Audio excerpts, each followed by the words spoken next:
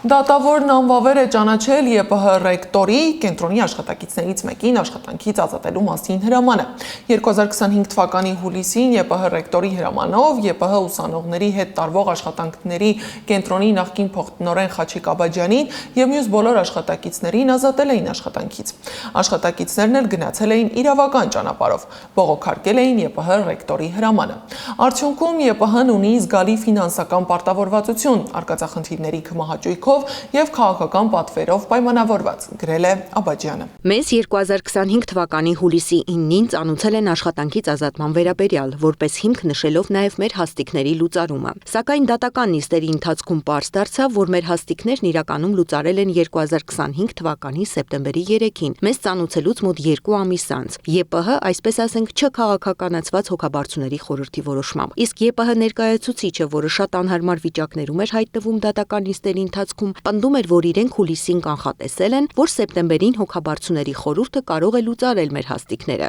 Արդարությունը վերականգնվելու է, իսկ ապօրինություններ թույլ տվողների հետևից գալու են։